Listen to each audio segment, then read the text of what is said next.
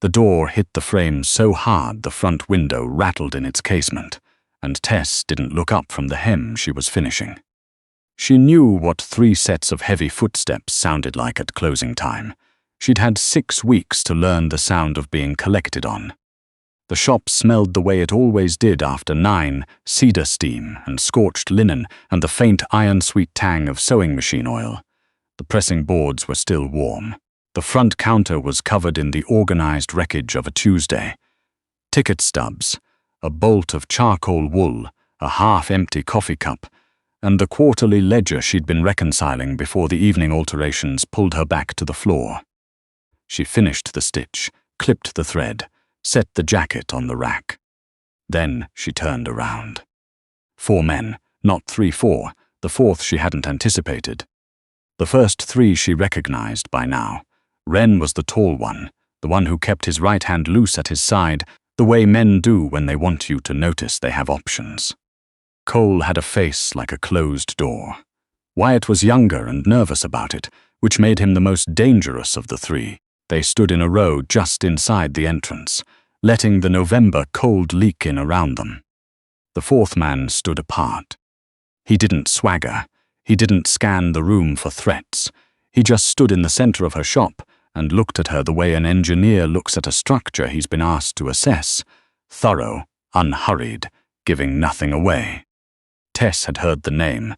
Every person on the near west side had heard the name, Locke. He was somewhere in his mid-40s, though the lines at the corners of his eyes had been put there by something harder than age. A scar bisected his left brow, pale and old, long-heeled. His suit was charcoal, fitted without being theatrical. His hands were in his coat pockets. He did not look like a man who needed 4 of them to make a point. "Miss Farlan," Locke said. Not a question, an acknowledgement. The way you identify a piece of property before signing paperwork. "Shop's closed," Tess said. "I know." He moved to the front counter and looked down at her ledger. He didn't touch it. "You close at 8. You reconcile accounts until 9. Then you do the alterations that came in same day. You lock up at 11:30. He glanced at the clock on the wall. "You're about 40 minutes behind tonight." Tess felt the cold settle in her stomach. Not fear. She'd burned through fear 6 weeks ago, when the first envelope arrived and she realized her sister had co-signed her name to a document Tess never remembered reading. What was left was something harder, a kind of exhausted clarity. "What do you want?" she said. Locke finally looked at her directly. His eyes were dark, the kind of dark that doesn't give you much to work with. "I need a bookkeeper," he said. "A real one. Not someone who runs figures through a shell account and calls it done. Someone who actually understands where every dollar goes and why, and who isn't going to get creative with my money when my back's turned." "You've had 3 in 2 years," she said, because she'd heard that too. Something shifted in his expression, not surprise, more like confirmation. She'd done her research. He respected that. 4, he said. The last one didn't last the week. "And you want me. You handle 14 accounts for local businesses out of this shop.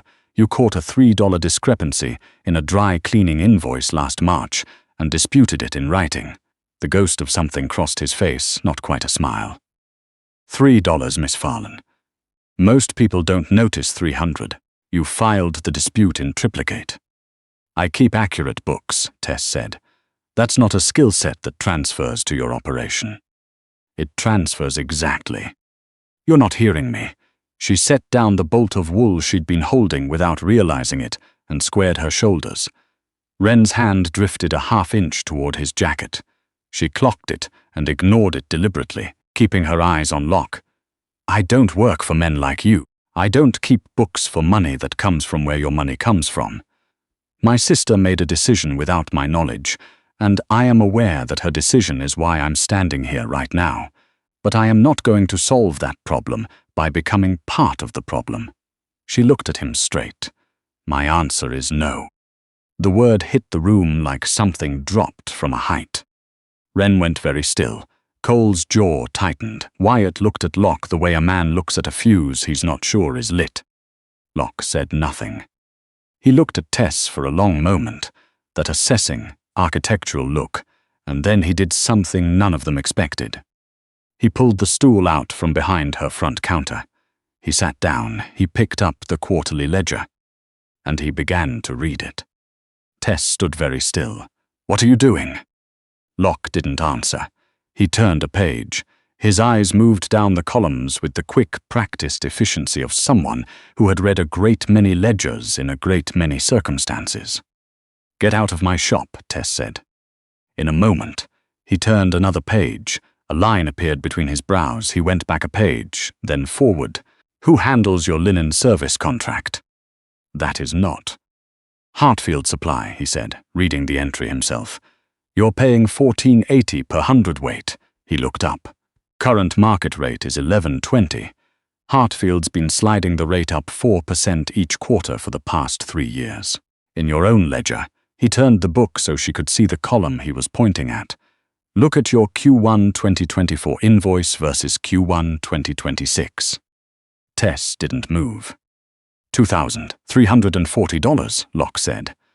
"That's what they've overcharged you in the last 8 quarters, not counting penalties for late delivery that your own ticket stubs prove were on time." He set the ledger down. His voice was entirely absent of cruelty. "You catch a $3 discrepancy, but you missed this." "I trusted them," Tess said. "They were my mother's supplier." "People count on that." The silence stretched. Wren and Cole and Wyatt stood at the entrance like furniture nobody had asked for. Locke turned the ledger back toward himself and kept reading. "I told you to get out," Tess said. "You did," Locke agreed, still reading. "I'll be done in a few minutes." Tess wanted to throw him out physically. She was 5'4" and worked on her feet 12 hours a day, and she was reasonably sure she could make it difficult for him.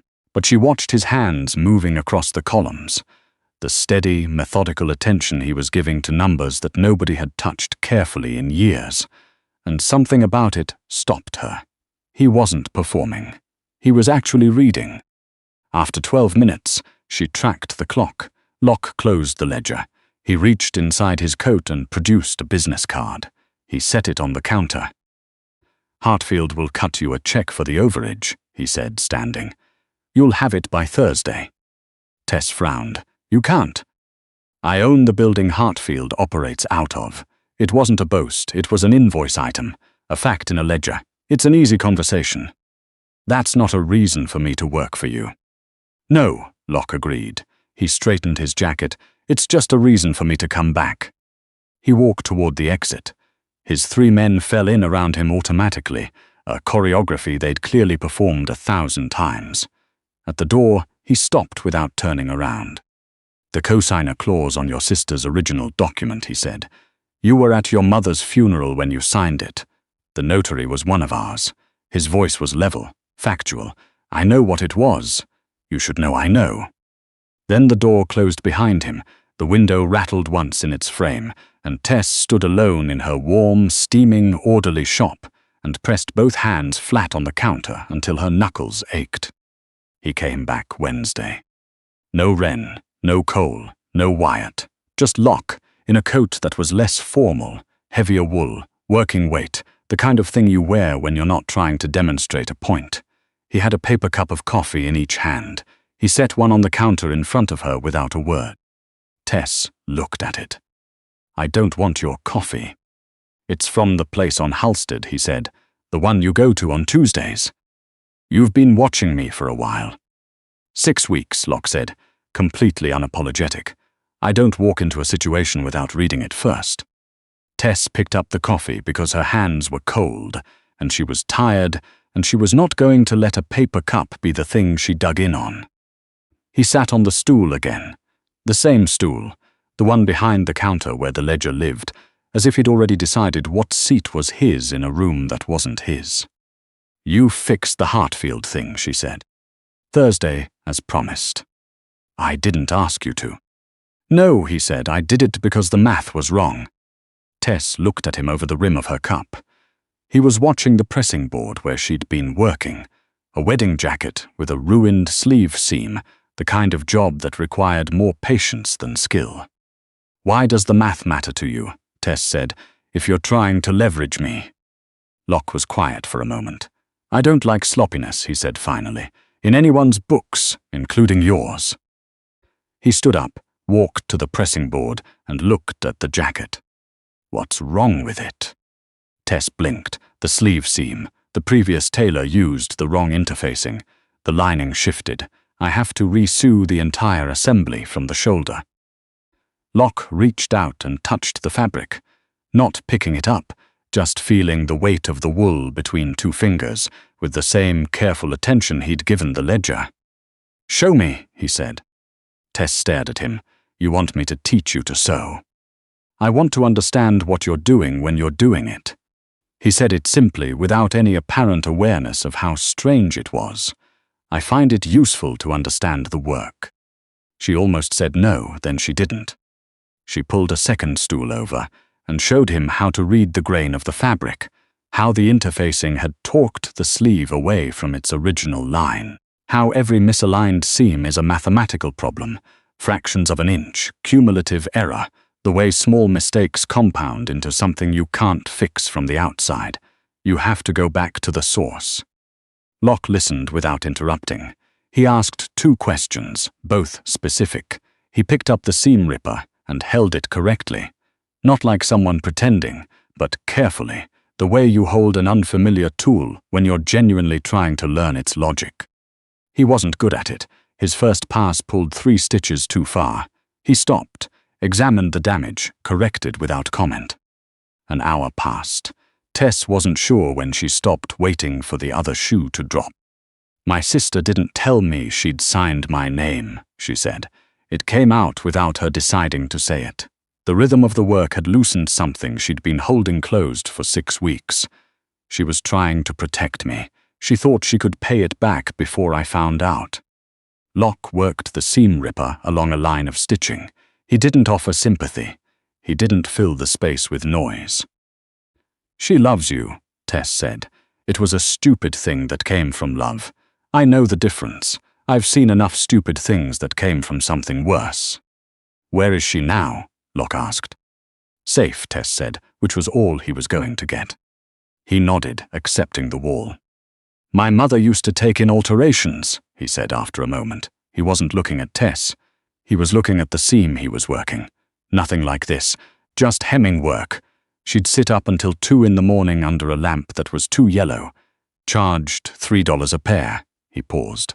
"I used to count her tickets when I was small. Made sure nobody underpaid her." Tess looked at the side of his face, the scar through his brow, the careful, tired set of his mouth.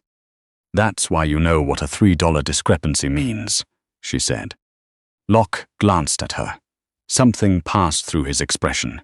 Recognition, maybe. The same thing she'd felt when he pointed at the Hartfield column.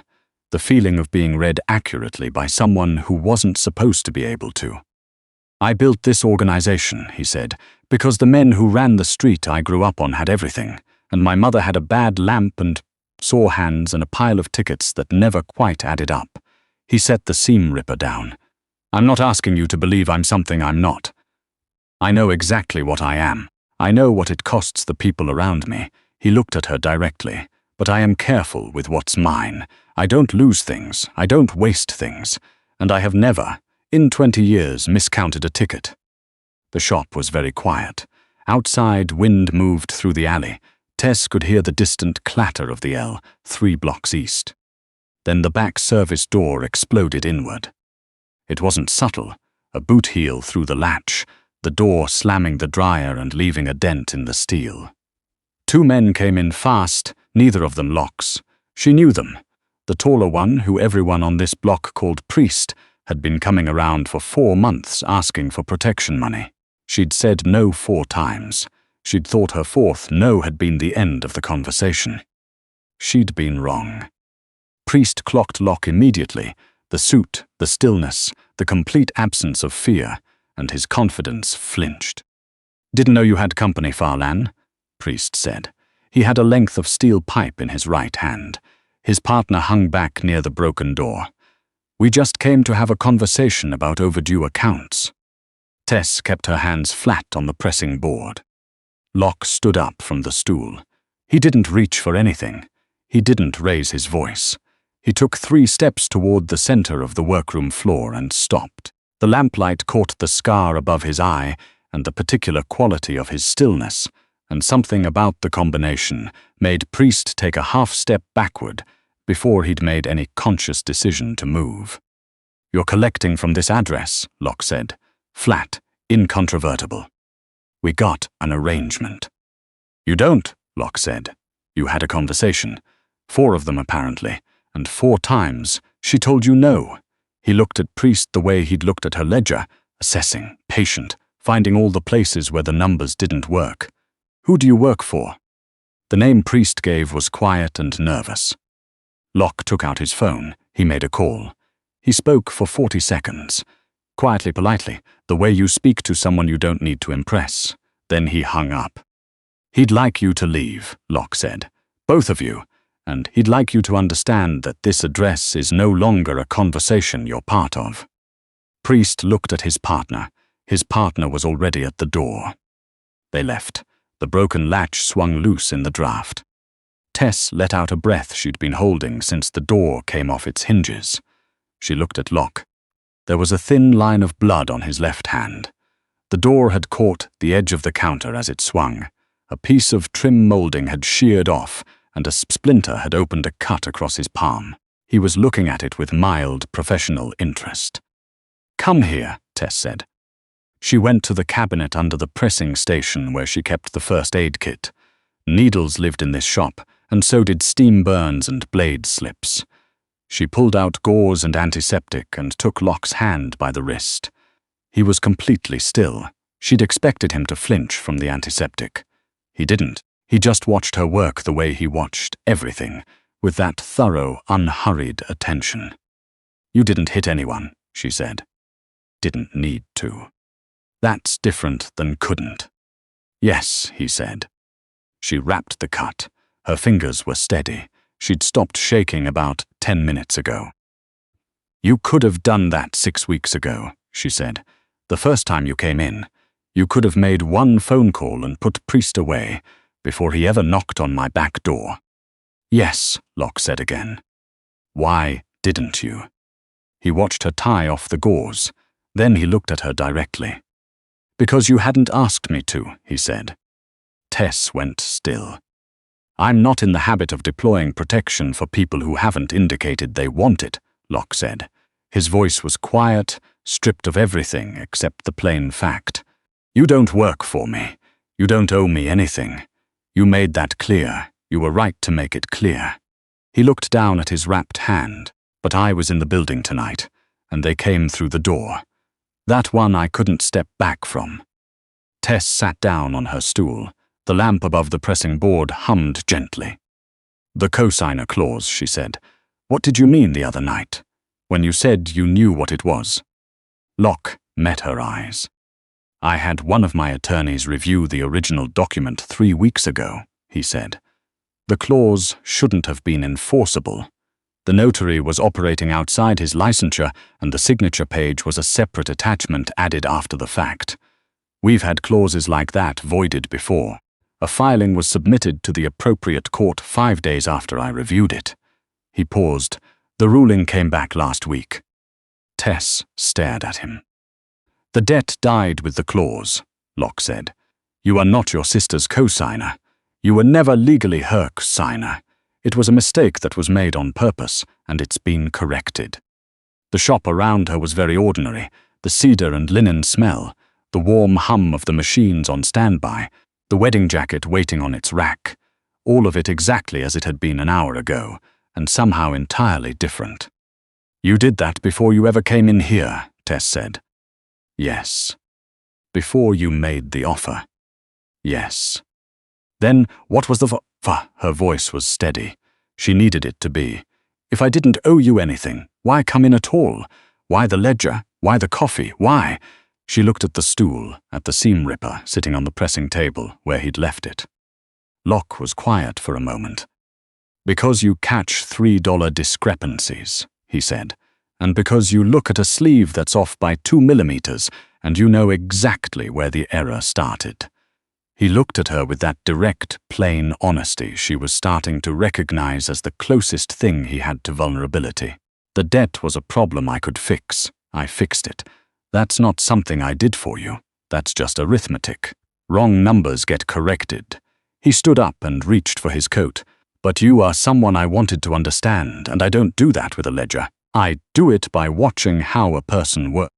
He put the coat on. The cut under the gauze flexed as he reached for the buttons, and he didn't wince. I'm not coming back to make the offer again, he said. You said no. I heard it. He reached the door, the one with the working latch. Fix the back entry before tomorrow. I'll buy my own latch, Tess said. He almost smiled. I know you will. The door closed quietly. The window didn't rattle. Tess spent Thursday alone with the wedding jacket and the corrected ledger, and a silence that felt different than it had in months. Lighter. Specifically, she spent it calculating the exact cost of a new backdoor latch at the hardware store on Halstead, which came to $14.30, and which she paid for in cash. She filed the receipt, 3 copies. She thought about what it meant that he'd fixed the document before he ever walked through her door. She thought about what it meant to correct a wrong number because it was wrong. Not to buy something. Not to collect something just because the arithmetic was bad, and he didn't leave bad arithmetic alone. She thought about his mother and the bad lamp and the pile of tickets. She thought about a man who had built an empire because he refused to be the person on the floor, who was now apparently trying, badly, carefully, with a seam ripper he held wrong, to figure out how to build something that didn't require anyone on the floor at all. On Friday morning, she drove to the address on the business card. The building was glass and steel in the financial district, the kind that housed investment consultants and corporate attorneys, and, apparently, the nerve center of an organization that operated by a different set of books. The lobby was marble. The security guard at the desk looked at her canvas jacket and her work boots and her expression, and something in the expression made him step aside without a word. She rode the elevator to the 31st floor. The reception was quiet and expensive. The woman at the desk started to stand. I'm here to see Locke, Tess said, and walked past her. The office at the end of the hall had a closed door. She opened it. Locke was at his desk, documents spread across it, a pen in his hand, no jacket, his sleeves rolled past the elbow. He looked like he hadn't slept since Wednesday. He looked up when she came in, and the exhaustion in his face reorganized itself into something she didn't have a word for yet. He didn't ask how she'd gotten past security. He didn't ask why she was there. He just waited. Tess walked to the desk and set a folded piece of paper down in front of him. That's Hartfield's corrected rate schedule, she said. What I should have been paying for the past 3 years, the overage calculation fully itemized. She pulled her hands back, clasped them in front of her. I want it on record, in your books, that the debt my sister incurred is separate from this figure, that no credit or offset was applied, that the correction to the lending document happened before any other transaction between us. She met his eyes. I need the math to be clean. Locke looked at the paper. Then he looked at her. It's clean, he said. I know. Tess pulled out the chair on the visitor's side of his desk. She didn't ask, and sat down. I also want you to know that I'm not here because of the document, or the Hartfield overage, or the pipe gang. She held his gaze without flinching. I'm here because you sat on a stool in my shop and tried to learn how to read a sleeve seam. You were terrible at it. A pause. You didn't pretend you weren't. Locke set his pen down. I am not coming to work for you, Tess continued, because she needed that on record too. I'm not your bookkeeper. I'm not your alibi. I'm not a number you carry forward into the next column. She let that land. But you came into my shop and you did the work and you didn't ask me to be grateful for any of it. That's the only currency I actually trust. Outside the floor-to-ceiling windows, Chicago spread out in every direction. Gray winter sky, the dark grid of streets, the river glinting like a seam of cold metal running through the city's center. Locke looked at her for a long time. I have a supplier meeting in 40 minutes, he said finally. The invoices are a mess. Whoever structured the contracts didn't understand liability allocation. He slid a folder across the desk toward her. Just the work, sitting there, waiting for someone to give it the attention it required. Tess looked at the folder. She looked at him. She picked it up. You have 40 minutes, she said. Start talking. The numbers were wrong in 7 places. By the time the meeting came, they were right. And for the first time in a very long time, the ledger between them was exactly what it appeared to be. Nothing borrowed, nothing owed, nothing hidden in the column nobody checks. Just the honest, painstaking work of 2 people who had spent their whole lives making sure the figures added up, finally sitting down at the same table.